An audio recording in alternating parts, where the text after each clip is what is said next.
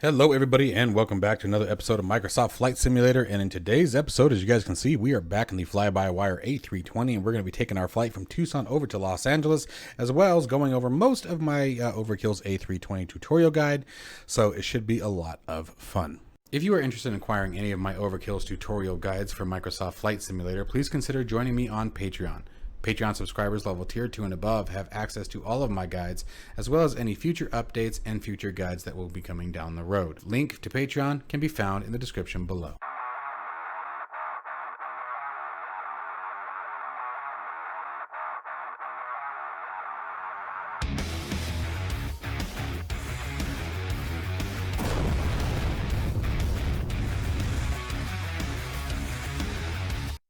For those of you who are interested in acquiring your copy of this guide, please do remember, as you saw in the beginning of the video, joining me on Patreon at level tier 2 and above gives you access to the guide. Give you guys a quick demo of what you can expect to see from this guide. It shows you everything from how to install the Fly-by-Wire mod, creating your flight plan in SimBrief, as well as all the navigational charts and pictures that are necessary to complete the flight comfortably. Everything you need is in the guide itself. It is very, very detailed. Don't let the skewed image of the guide that's currently on the screen distract you. That just happens to do with the way I have OBS set to currently record my top monitor. So just giving you guys an idea of all the detailed information that is currently in it. We have literally absolutely everything you need to go from cold and dark in Tucson over to cold and dark in Los Angeles. So it is a ton of fun to follow the guide. It is very, very detailed. Any questions that you guys have, you can of course reach out to me direct via Discord or Patreon if you guys choose, or if you're just interested in supporting the channel, I would certainly help it. You guys are the ones that make this stuff possible. So without further delay, let's go ahead and continue on with today's flight. And thank you for all of you who continue to support me and my work. It really, really does mean a lot. All right, so let's get this show started. First thing we're going to do is step on down, and we're going to turn our flight pad on. Now, you always want to make sure you have your SimBrief integration, Navigraph integration complete. It definitely makes a difference for the A320 from Flybywire. Go over to the clipboard. We have our flight plan. The first thing I'm going to do is get the aircraft fueled. Now, you can do this a bunch of different ways. You can either simulate real-time fueling. You can do it instant, which is what I do. I just like to have it done out of the way. That way, as I go through my checklist, I know that I don't have to wait on the fueling or the boarding. So we're going to knock out fueling and boarding first, and then we're going to move on to the rest of the pre-flight configuration. Obviously, some of those things would not happen in the real world, but perks of simulation. So what we're interested in today is right here. It is the block fuel, 14296 pounds, so 14,926 pounds. We're going to go to ground services. Let's bring on the GPU cart, the cargo door. You can tell that I had to restart. Microsoft Flight Simulator crashed. And we can bring all of our external stuff back up. That's why if you notice my tone has changed slightly. That was so annoying. Anyway. And then we were like halfway through the startup, by the way, when it crashed on me, so hopefully it doesn't happen again. We're going to go over to the fuel page. You can see it's basically got the same loadout from before, but if you don't have it, you would come down here, set your desired fuel, set your fuel time, and then hit the play button. It will fuel the aircraft accordingly. Okay, so with that in mind, now let's go ahead and continue on with the rest of our checklist here, and let's start getting the pre-flight portion complete. So let me make sure that I am at the right page, always an important thing. And let's get moving here. All right, let's make sure all the critical systems are set here. So first thing we want to make sure is the engine master mode switch is set to the norm position. Engine master ignition switches, are set to the off position. Parking brake is set. We also want to make sure that the landing gear handle is down. Step upstairs. You want to make sure both of your wipers, pilot and co-pilot, are off. And you want to make sure your battery power is reading above 25.4 volts. Then we can go ahead and turn battery 1 on, battery 2 on, and if it is available, you can go ahead and turn external power on at this time as well. With the external power coming on, let's go ahead and give it about 5 to 10 seconds here. It takes a minute, and then we will go ahead and do our APU fire test.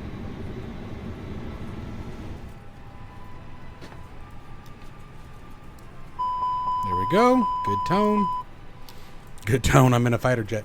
So the other thing that you can do here, this part can be kind of tricky, but if you hold the fire test, and then if you have a camera bound to your eCam pages, you can see the fire settings here letting you know the fire test has been pushed. But if you let go, it'll clear out. So if you're quick about it, you can normally get it to work pretty quickly. It was kind of fun just to see everything in action. All right, now with that complete, we're going to go ahead and start the APU.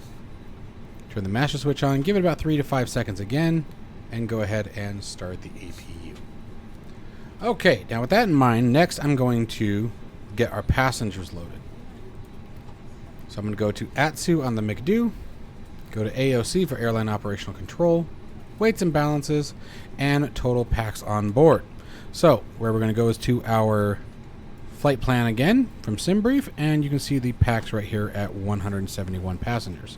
Step back over here, 171, throw that guy in there, and start the boarding process. Tell these folks that they are welcome to be on board our wonderful aircraft. At this point, now you can do this immediately after setting your battery power. It's totally up to you. But at this point, I find it to be a good time to set my displays up as I desire. Just set the brightness. Any lights that you may need right now, this is a good time to do it. Because we haven't really started anything critical yet, so it's a good time to sort of get things comfortable. And the last thing, especially if you're on night operations, is you want to make sure that you set your dome light to at least dim. If in the event of complete electrical power in the cockpit, the dome light will still remain illuminated. So it gives you some sort of lighting in the event of an emergency. At this point now, we're going to come down, and we do know that chocks are set. We know the chocks are set. We know the aircraft isn't going anywhere, so we're going to release the parking brake and we're going to do the brake test. Now what we're going to do is we're going to come forward here and we're going to monitor. Here we have the accumulator pressure. So how much brake pressure is actually available in the accumulator. That pressure is then used when to press the brakes to actually compress the brake pads. So as and you saw it sort of move there, as we depress the brakes, we should be looking between 2,000 and 2,700 psi for both sides. Now notice that every time we release and depress, the accumulator pressure drops. Now we can literally bring this all the way down to where there won't be enough accumulator pressure. Like you can see here, we are no longer within the safety limits of the brake conditions. So what we can do now is go back upstairs, and in the far top right here, you have the electrical pump. This is the electrical hydraulic pump. We're going to throw that on. Step back down to our brakes. I actually don't have a quick camera for this. But you can now see that the accumulator pressure is now building back up. Now notice nothing happens as we depress the brakes. But we come back up top, turn that pump off. And I'm sort of hoping that you guys can just see this. With the pump off, we now get that pressure back. Now we should still have enough to just reset the parking brake. Make sure we're in the green. Let me double check that. I'm not sure we are actually. Let's see here. Barely above 2,000, but we're within the limits. So we'll go ahead and leave that as that. And our brake test is now complete. It's kind of fun messing around with all this stuff. The next thing you want to do is we're going to verify our flaps. Let me come back down here. This is a better view. Our spoilers and flap handles are in the retracted position. While they're there, we're going to come forward. Go to our ECAM page. We're going to go to the flight control page, and we want to verify that flaps are retracted and the speed brakes are retracted. There would be indicators here on both sides or on both systems if one of them was actually in a position other than retracted. So the system does meet what the control handles are indicating. Step upstairs for a quick second. We want to make sure the probe heat is in the auto position. Easiest way to tell, if there isn't a light on, you're in the auto position. So it keeps things nice and easy. And then come up top and throw that APU bleed on, which will give our passengers some air conditioning while we are boarding. And makes it a bit comfortable for us as well. Then we're going to just do a quick safety check here and make sure we have everything as it should be. So now we're going to move on, and we want to make sure that all white lights are off. That's our first step, all white lights. So crew oxygen supply, our fuel pumps, if refueling is complete.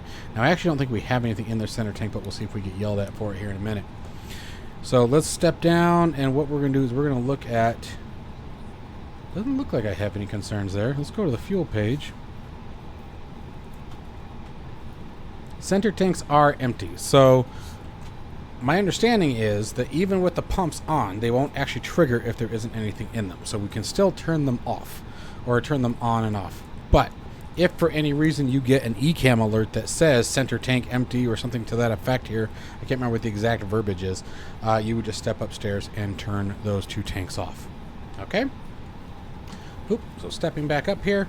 So we've cleared all of our white lights. We've got our crew oxygen supply on. The only thing that we should see is 2 amber lights on the generators. That's Gen 1 and Gen 2, and that's because both engines are currently off. And that's where the generator is associated with.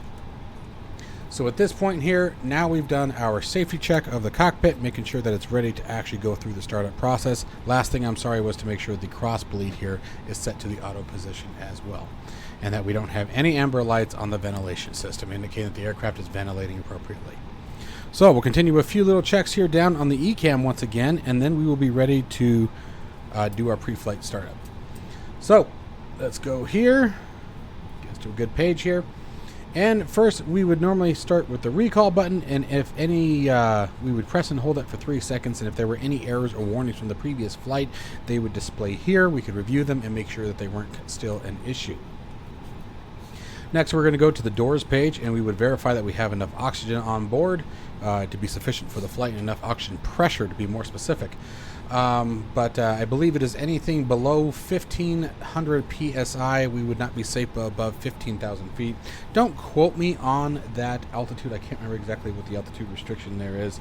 You know, you guys get the gist. Now, the good part is I don't believe at the time this is simulated yet. So you just make sure that it's at 1,700. But I know that anything above 1,500, you're basically free to fly whatever altitude you want. And then moving up to the engine page, we would make sure we have enough oil on board. 24.3 quarts is what we currently have on board. And again, I don't believe this is modeled, but you would want a minimum of 9.5 quarts in each engine, plus 1 quart of oil per hour of anticipated flight, hopefully a little extra just in case. And then finally, the last thing that you want to check here is we go to the hydraulics page and make sure that the hydraulic fluid and levels are all within normal parameters and that nothing is in the orange or a warning sector there. All right, so I think that is all we had for that particular boat. Let's continue with our flow.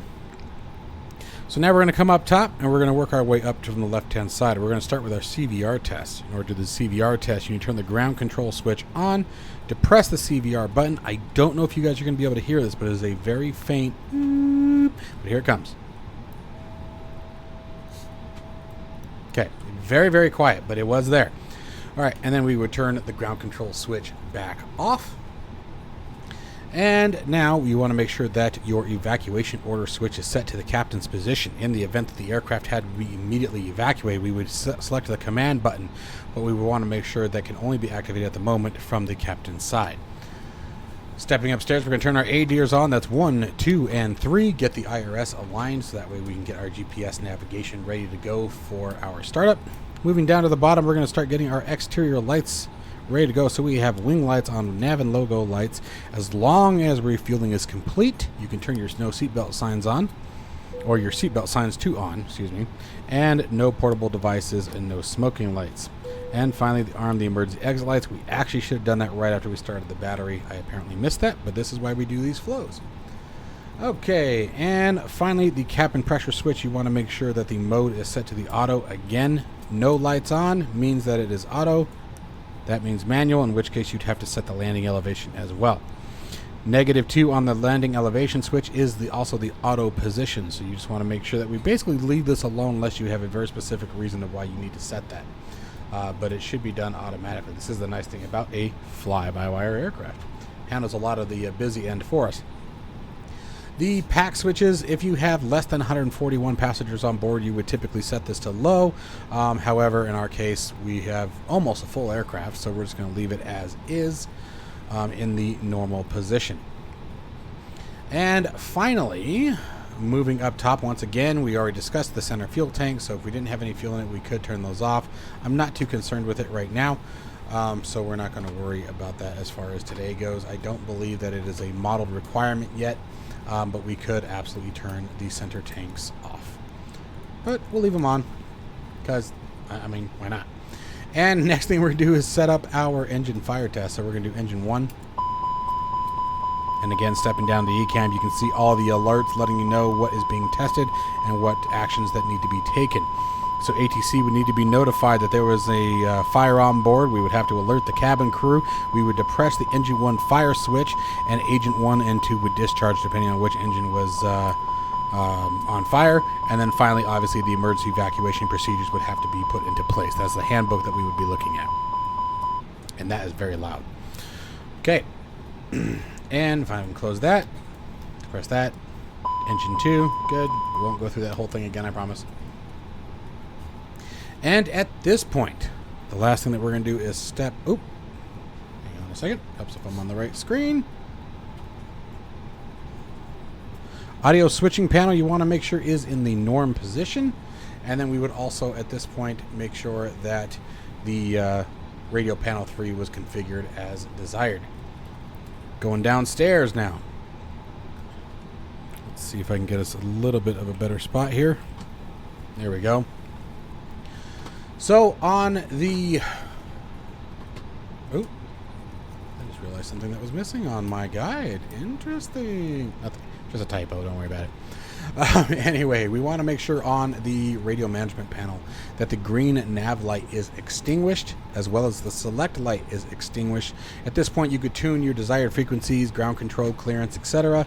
We would also type in at this point our transponder code once we got that from clearance. So we'll just simulate something here and set the transponder into the auto position. Make sure that the TCAS remains off. And we would also...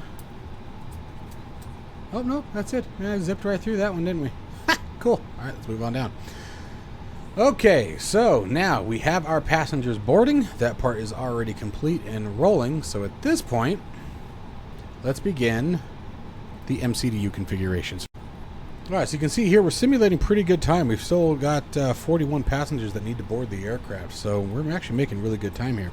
So in this case, we're going to switch over to the initial reference page. Now, you can do this a couple different ways. We can actually go to MCDU menu, go to FMGC, and takes us right to the initial page. Now, this gives us all the readout information about the aircraft, the engine version, the current air rack cycle, and when it is valid to, any stored waypoints or runways or nav points. These are going to be usually pilot created or entered.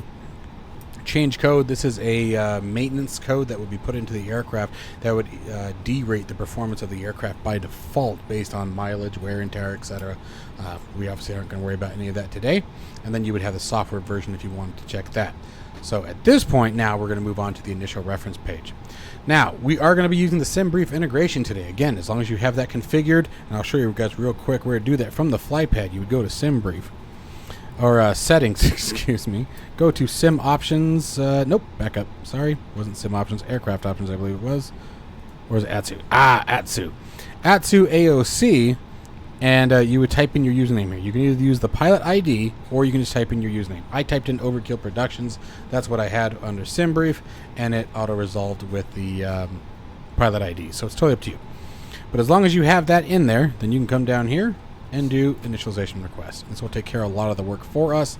You can see it throws our cost index here. So here we have our departure and arrival airport, our alternate location, current flight number based on SimBrief, our cost index for today, cruising altitude 38,000 feet. It's actually really high for where we're going. We're going to have a very short top of descent. And then it lets us know that the flight plan is currently in process. So from here, it gets very, very easy. So we've got that part entered in. So now we're going to step on down to the flight plan. Now, it's very important to understand what the uplink will do for you. So, real quick, I don't want to dive too far into this, and actually for this, let's go to the guide. I can move this around. Let's do this. There we go. So, I want to show you guys the guide. Let's come down here. Okay, here. This is what I want you guys to see. So, here is our departure, city, and runway.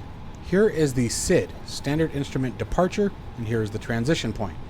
Here we have the STAR, Standard Terminal Arrival Route, and our arrival airport and runway. The uplink can put everything in between, and this is our route. Okay, let me see if I can... There we go. Here's the route. This is everything the flight plan uplink will put in for you. You still need to put in your SID and your STARs and your departure and arrival runways.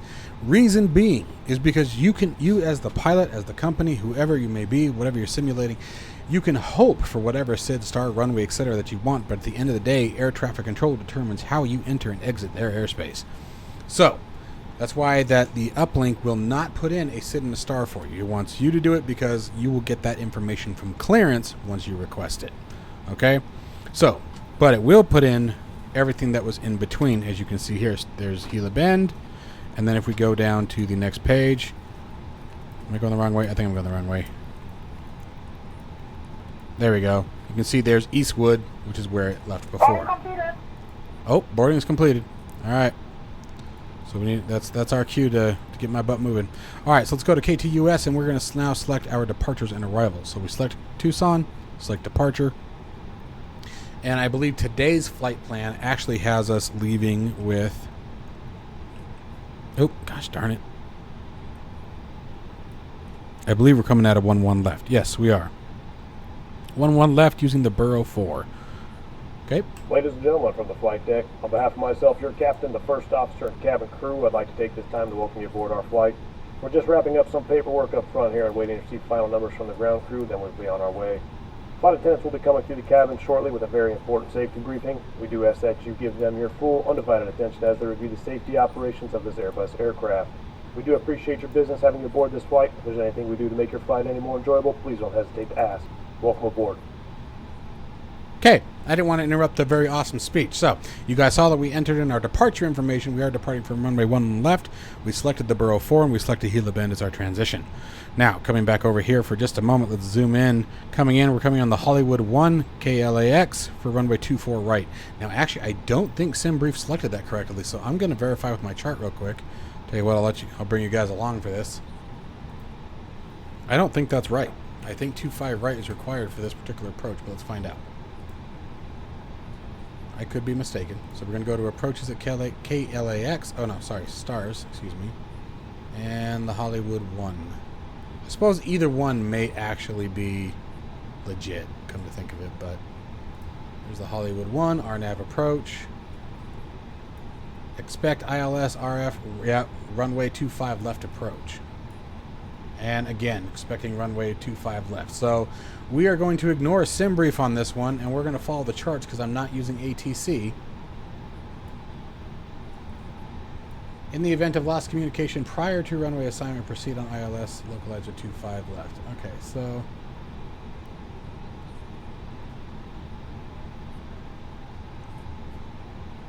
yep, we're going to stick with 25 left. I think that's the better way to go. So let's go ahead and do that.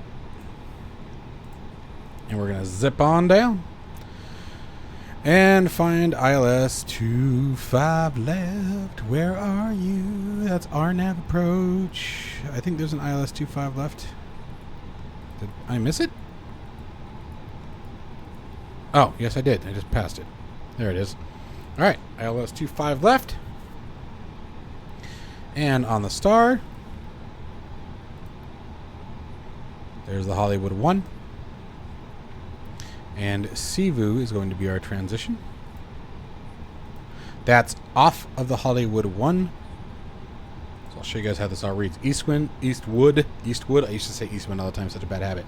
So let's talk about what we're doing here. So first we're going to fly our route. Then from our route we're going to join Eastwood. From Eastwood we're going to jump onto the Hollywood 1. From Hollywood 1 we're going to fly that to Sivu. After Sivu we are then going to turn and join onto the ILS 25 left approach. So the thing with the arrivals in the A320s, you want to read them backwards and they'll make sense to you. Alright, insert. And let's check for any discontinuities. We do have a discontinuity. And let's verify what we have. So what I'm going to use to verify this,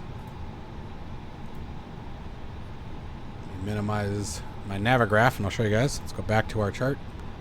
What I like to do is just come to our SimBrief flight plan. And there we go right there. There's Gila Bend. Going direct to Kaffa via the 104. And if we check down here, you can see there's 104 joining at Kaffa. So we know there's nothing missing here. Remember, what we're checking for is the computer missing something or does it just not know how to connect these points? And where we can see that is if we come over here, go to plan on the nav display, there's the Gila Bend. You can see that there's a break. So if we zoom out, probably gonna have to zoom out a lot, honestly. There we go. There's our break. There's Kaffa. There's the Gila Bend. What a flight plan discontinuity is I don't know how to connect these 2 points. Okay, is there something missing or do I just need to draw a line to them? In our case, we're just going to draw a line to them. So we're going to come back down here. Let's clear the GPS primary alert. And we're just going to tap clear. and select the discontinuity.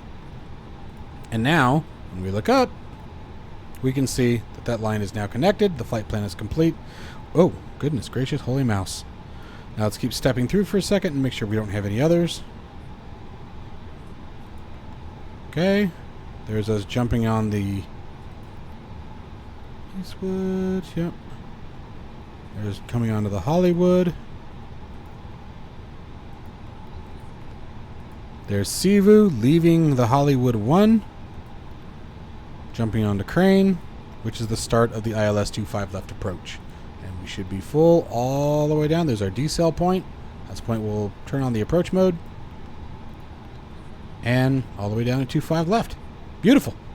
All right, so let's just get back to the top. And we're ready to move on. Easy peasy, pumpkin easy, guys. That's all I can say, right? Right? Is that it? Okay, so let's see where we are at. We are zipping right along here.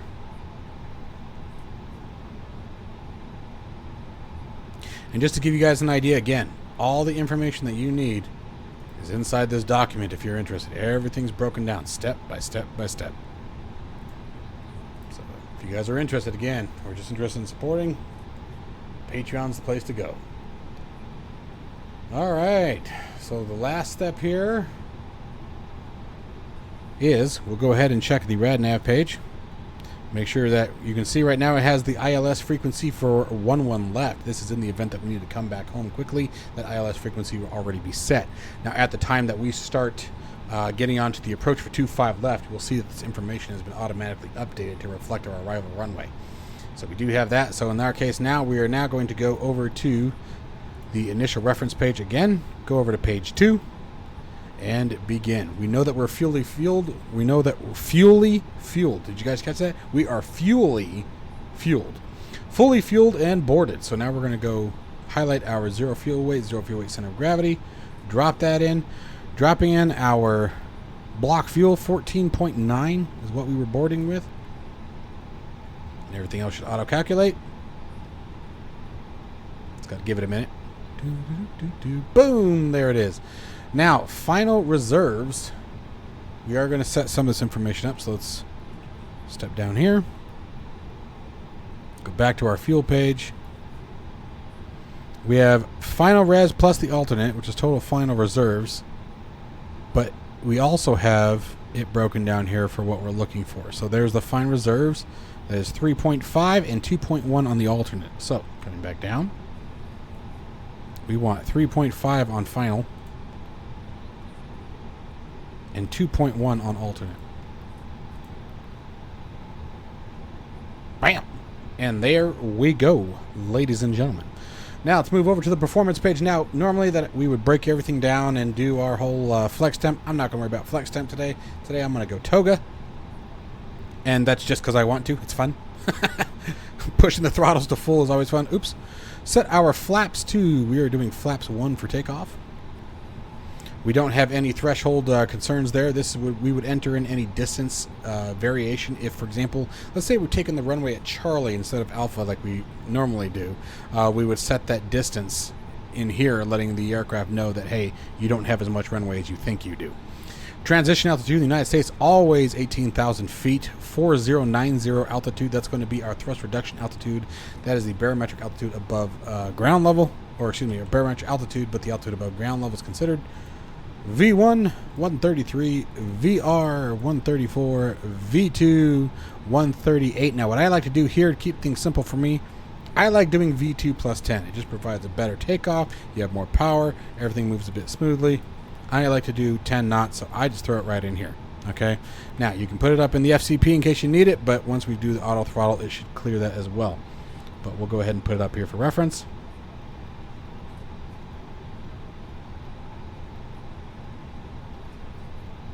And we are just about ready. We're going to set our initial altitude getting out of here. 12,000 feet. We don't have any altitude restrictions. Actually, I'm going to go 14,000 feet. We're just going to climb like a bat out of hell today. We are going to make sure altitude constraints are turned on. Let's scroll on down here. You can see everything is plus. So by Ryan, we need to be over 8,000 feet. Rosker, over 9,000 feet. So that's why I typically set 14 on departure. Coming out of Tucson, it's just climb, baby, climb when you come out of here. All right, and we're going to set this back to the arc. That's just how I like it. Set our display range. I normally do 20 to 40 miles on departure. Once we get up to cruise and once we're clear of the city, I typically expand that upwards and we fly like crazy. All right. So all I'm going to do now is move on over a little bit. Make sure both flight directors are on, which is good. Constraints on both sides. Set our distance on both sides. Got our escape altitude. All right, then we'll continue and set our heading. This is going to be the runway heading, which is 123 degrees. Super excited we get 1-1 left today. It's literally right behind us. Makes that process significantly easier. Okay, last few minute checks here. Oh, wrong one. And we're going to first go to the status page. Everything is normal. We need to go to the doors and clear off all the ground equipment. So let's step on over to ground services. Go to services and start clearing these guys out of here.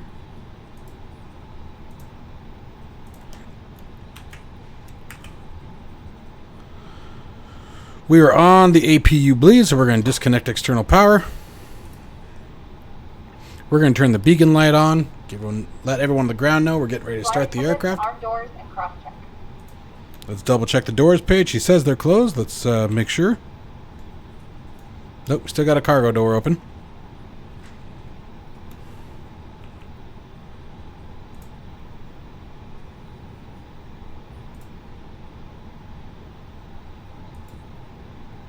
And ground power can get out of here. Step outside.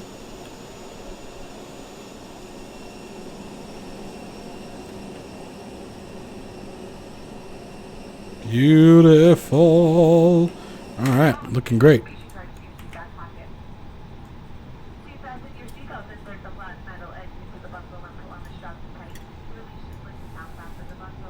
Make sure the cockpit door is locked. Why is it always so hard to get it from here? There we go. All right, cockpit door is locked. Beacon light is on. Transponder is set to auto. Parking brake is set. All right, looking good. Last step here is to check our pressurization. Confirm landing elevation is in auto. We got that looking good. 100 feet, which is accurate because altitude at Los Angeles I think is like 74 feet, something like that. We'll check the charts later. Set. And the last thing that I need to do is verify that the throttles are set. All right, you guys enjoy the startup and I'll get us out of here.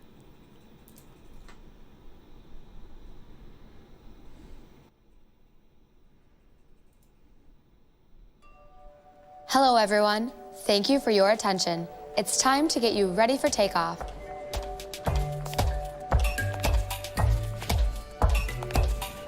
We know you have lots of choices, so thanks for choosing American. We're happy to be your airline. Now, if you'll just follow along with me, we'll be on our way.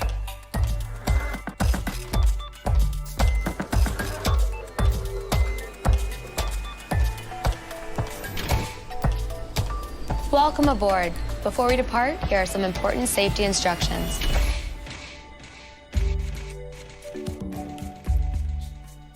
First things first, let's buckle those belts. Insert the metal end into the buckle and pull the strap to tighten. To open, simply lift on the top of the buckle. And remember, seatbelts should be fastened whenever you're seated, just in case of unexpected turbulence.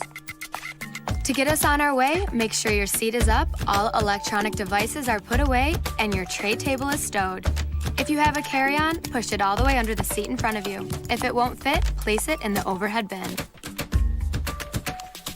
If you have a handheld device, please switch it to airplane mode now. You'll find our full electronic device policy in the back of your American Way. U.S. law prohibits smoking, including electronic cigarettes, at any time. Tampering with, disabling, or destroying smoke detectors in the lavatories may result in a fine. U.S. law requires all to comply with lighted and posted signs and crew member instructions. Now let's review the safety card. Please pay close attention, and before you know it, we'll be off.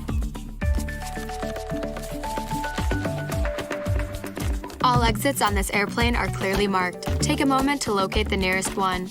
Keep in mind, it may be behind you.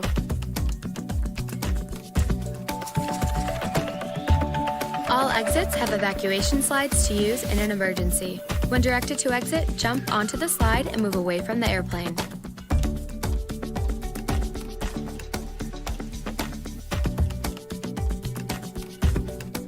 Some slides may also be used as a raft, except those over the wings.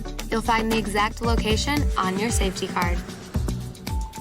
This aircraft is designed with escape lighting on or near the floor. A sign will indicate you have reached your exit. In the event of an evacuation, escape path lighting will appear. Follow the lights until you've reached your exit. Leave all carry-ons behind, just head quickly and safely to the nearest exit, and don't forget, it may be behind you. Now, if the airplane loses pressure, oxygen masks will drop automatically. While remaining seated with your seatbelt fastened, pull down on the mask to extend the tubing. The yellow cup goes over your nose and mouth like so, then slip the band over your head to secure the mask to your face. The band adjusts automatically. Normal breathing will start the flow of oxygen. And remember to always put your own mask on first before helping others. Life vests are located either under or next to your seat. To remove the vest, pull the tab or compartment handle to break the seal. For help locating them, see your safety card. Remove the vest from the package like this. Put the vest over your head. Wrap the strap around your waist, attach the buckle, and pull tight. Once outside, pull the tab to inflate your vest or blow into the red tube on the side. In the water, a light on your vest will illuminate. And please, only inflate your vest outside the airplane. Now, your seat cushion may be used as a flotation device. Just remove the lower cushion and put your arms through the straps found on the opposite side. The crew will now be coming around to do a final cabin check. After takeoff, we'll be back with more information. And if you need anything, don't hesitate to ask. As always, we're here to make your flight great. Because great is what we're going for.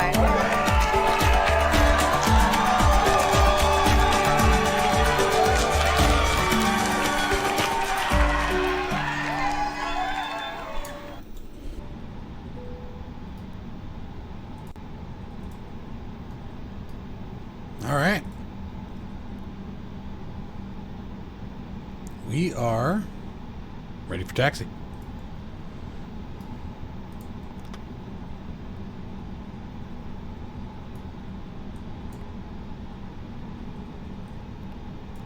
Good.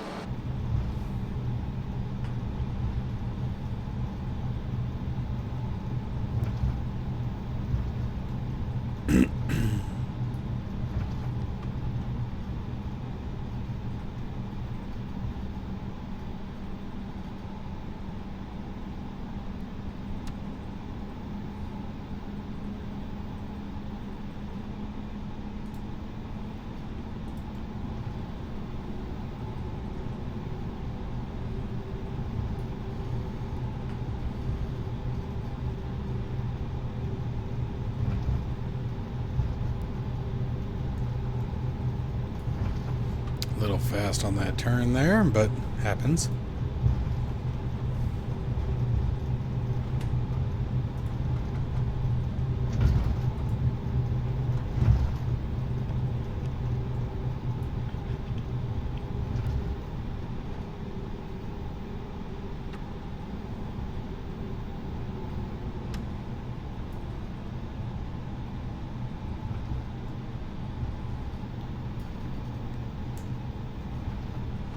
Alright, well, we are on a very slow taxi.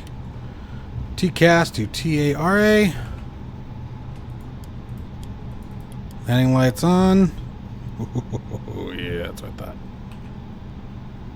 Strobe light on to auto. Flight attendants, please prepare for takeoff. Such a pain in the butt when there's only one of us. Alright. And we are ready to go. Okay, took a second, but these are the things that'll get you. Just dawned on me. I wasn't getting my command to switch into climb. I had apparently accidentally bumped the auto throttle button, and disabled it. So it took me a second to catch that. But it looks like we're back on track now. Shows what our climb rate is. I'm going to go into managed mode. There we go. Now we're back on track. That was a little weird. I'm not sure what happened there. Everything got sort of discombobulated there for a minute. But now we are back on track. We're maintaining 250 knots. We're climbing up for 10,000, looking for 14. Okay, things are squared up. So next steps here really are pretty simple here. We're going to extend our climb altitude up to 24,000 feet. We're going to be obviously targeting 38,000 feet. At 18,000 feet, I'm going to switch us over to a standard barometric pressure of 29902 simply by clicking the down arrow here. 10,000 feet, all the lights will come off, and the engine ignition switch will go back to the normal mode, which we're close enough there now. We can do that now. We're at 9,000 feet. That can go back to norm. And while you guys are with me, we'll go ahead and cheat a little bit and turn our lights off.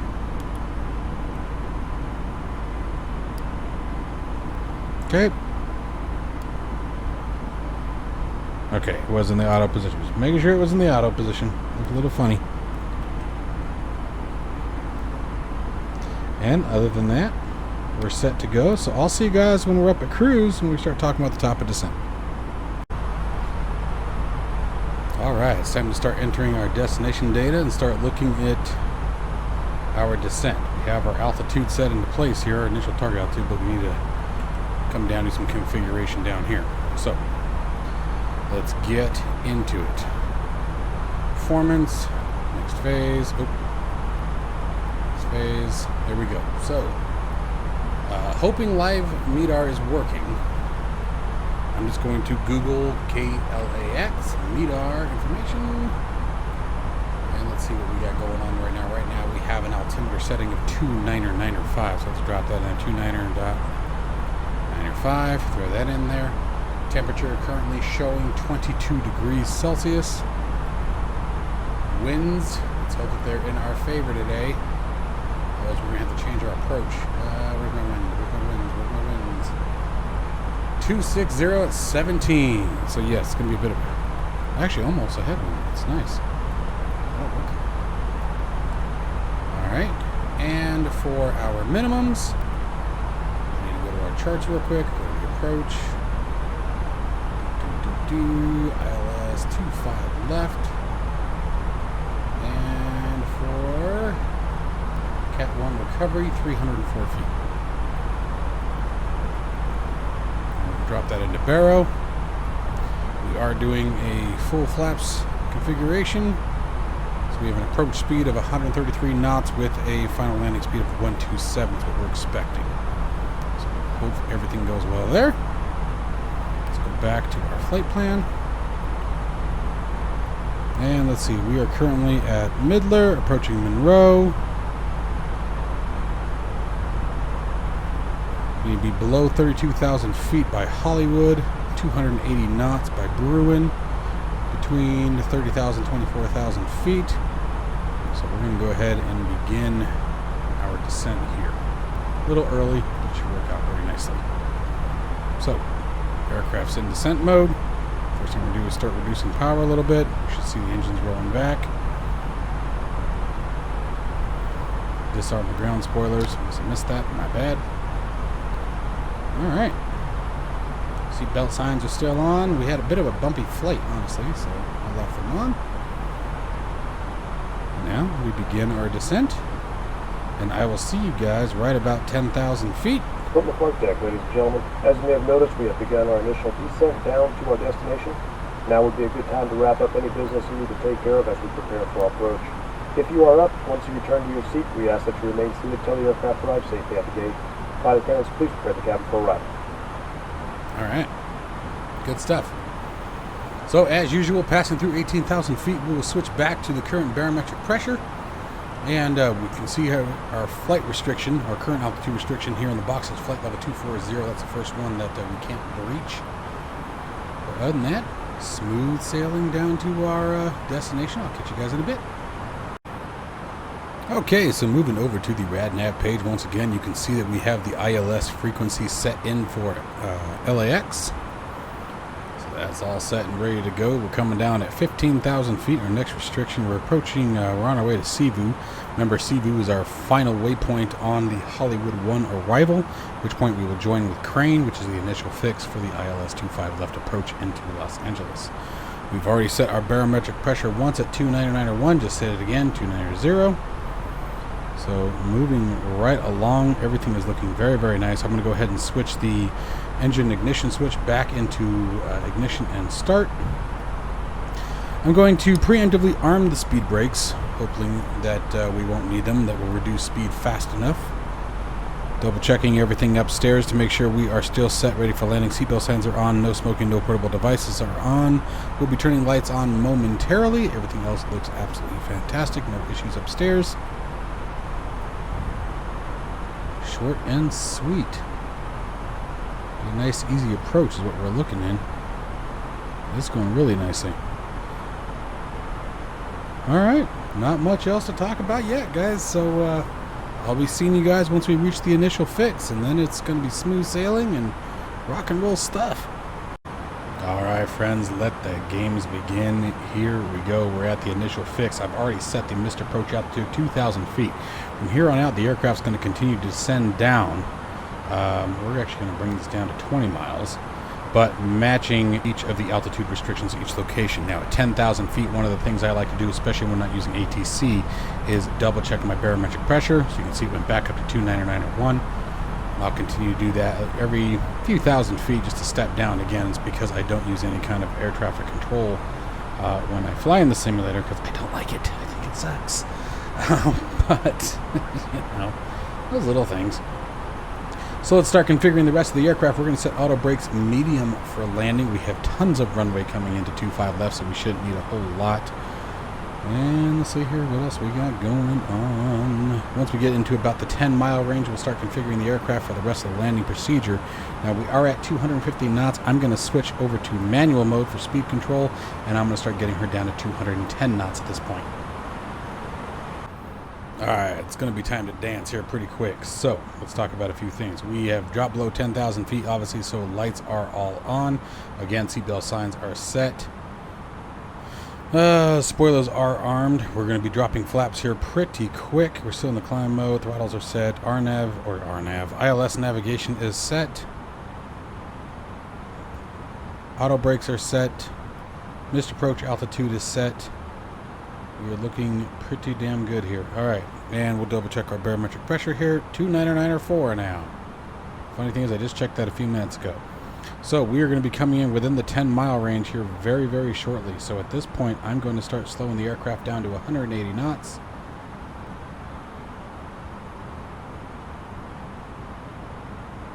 There's LA coming into play. We're going to go to flaps 1.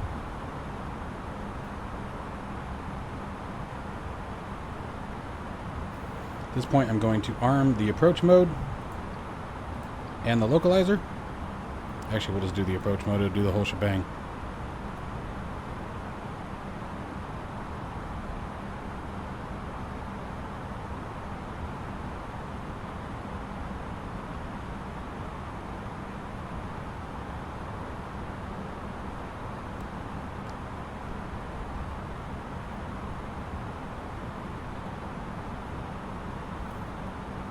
And start reducing further down to 140 knots. Actually, we're just going to go down to our reference. There's 133. We're going to make flaps 2 available. Gear coming down.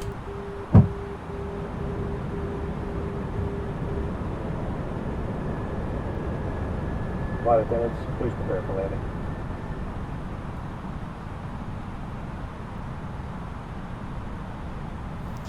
And we are not going to capture the glide slope today, so we're going to go for the missed approach. So at this point, I'm going to go gear back up. I'm going to go flaps 1. I'm going to accelerate the aircraft back up to 180 knots.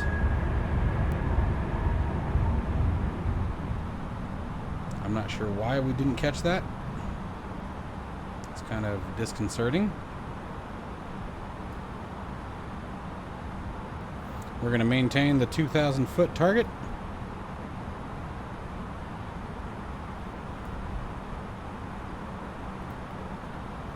And our instructions at this point, we're going to go to the VORs. You can see there's SMO. I'm going to go to VOR nav page.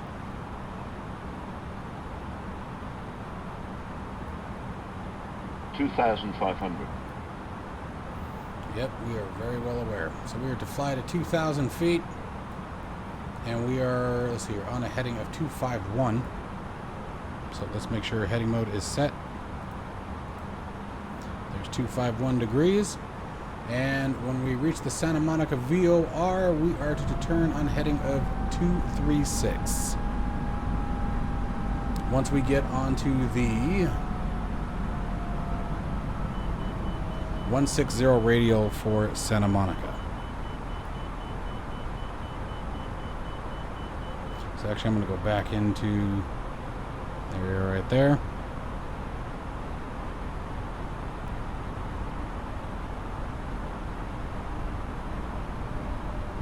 So once Santa Monica is on the 160 radial right about here, this VOR is right about here, we'll change our heading to 236 degrees.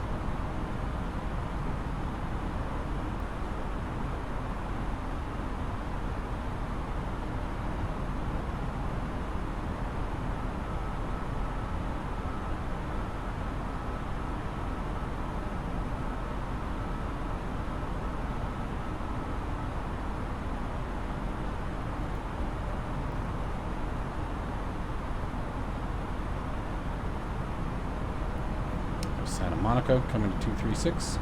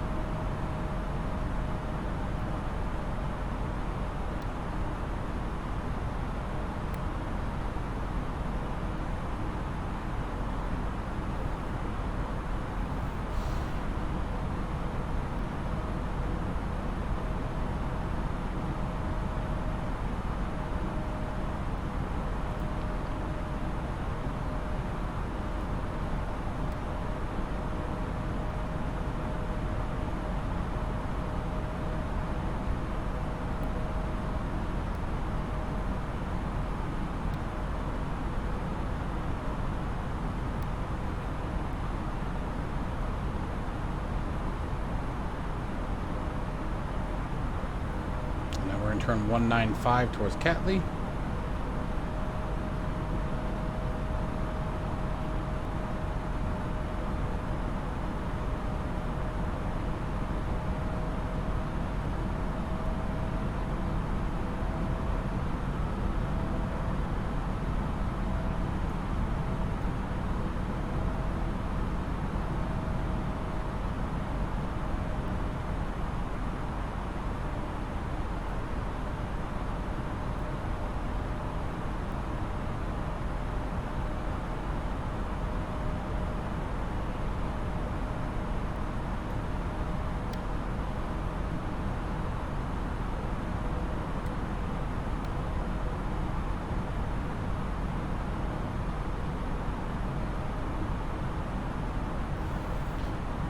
That was terrible. Not sure what happened. I'll have to figure that out here in a minute. I'm not quite sure where that went wrong. I'm not impressed. Alright. So, at this point here, I am now going to fly the reciprocal heading.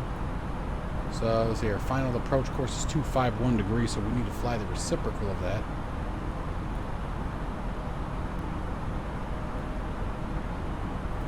Which if we take a look, there's 250. 060.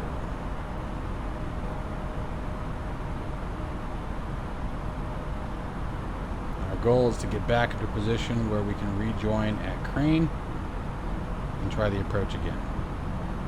And actually, I don't think we need to go all the way back to crane. Let me see what we got going on here. We're going to go, so we're at 2,000 feet. I'm going to try to intercept a bit early this time. So flying on the missed approach.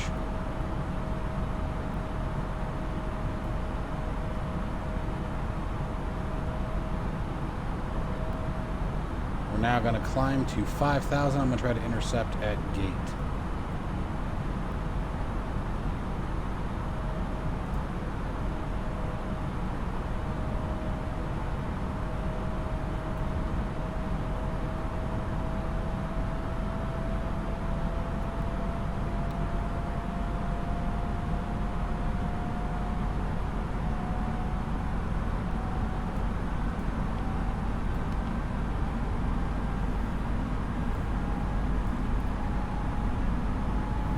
Alright, well, I'll see you guys as we try this again. That was interesting.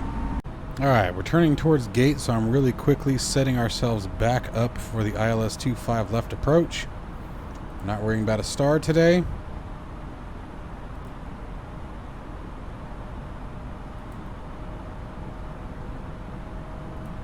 Okay. There's Honda there. I'm going to go ahead and put it back into nav mode. Let the aircraft take over. I've got the LS frequency active. ILS is just acquired.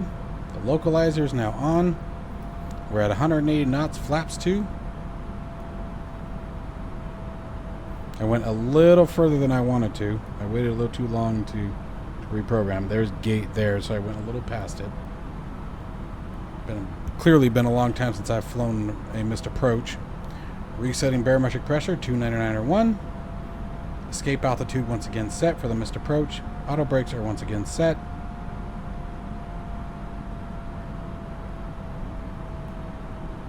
This time, we'll bag it. Now, we're only at 4,000 feet. I'm going to turn the waypoints off here because it's getting a little crazy here. We're about 18 miles from LA.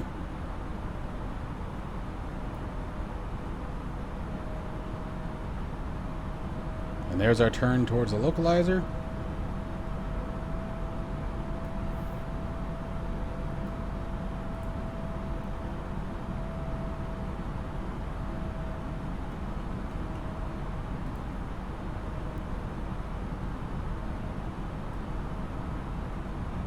Like to keep things interesting, that's for sure.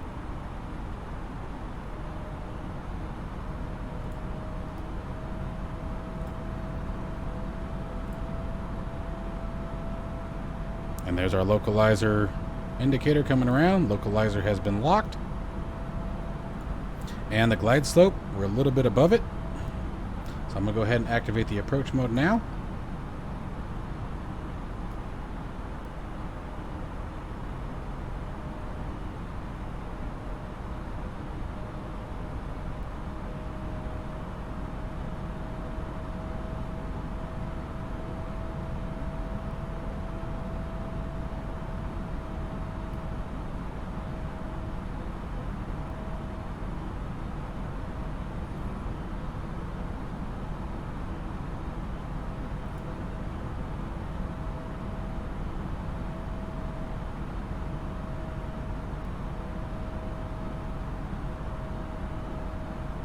Okay, I do not know why she's not descending, but we're going to make her do it now.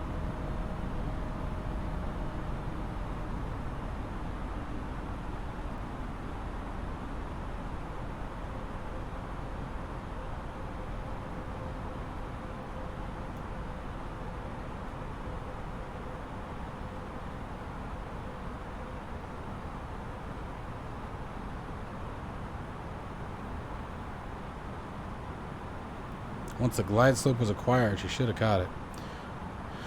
Alright, so we're now at 11 miles, 12 miles, so we still got time. I'm going to go into vertical speed.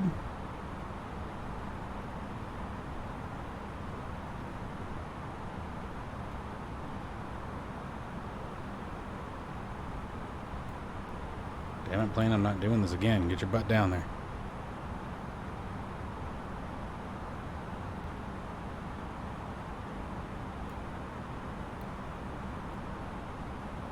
Landing gear coming down. Approach speed setting down to 138 knots. Flight attendants, please prepare for landing.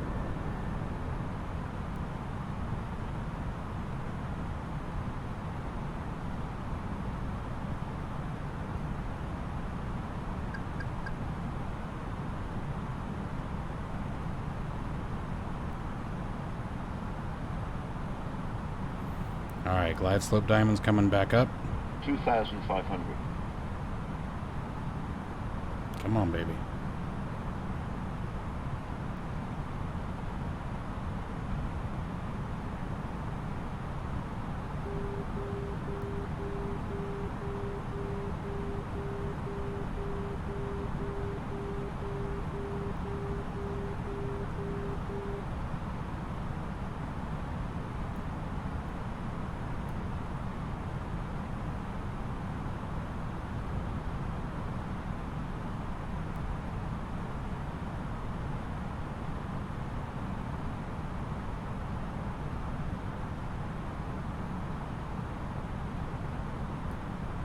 Alright, glide slopes intercepted and locked. Thank you, girl. Thank you. We're going to go for flaps 3. We might get a little bit of an overspeed warning. We're right in the numbers here.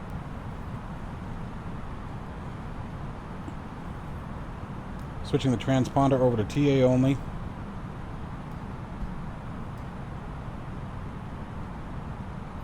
Going full flaps configuration. Bringing it down to 130 knots. Do a call in the cabin.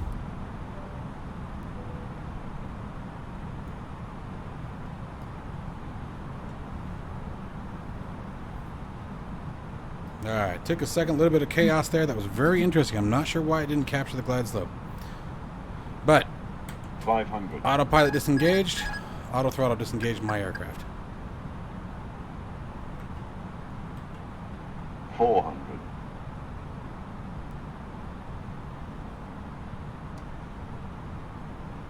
100 above. 300. Continuing.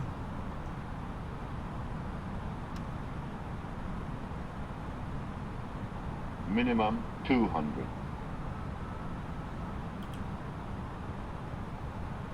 100. Barometric pressure changed again, damn it. 50. 40. 30. 20. Retard. Oof.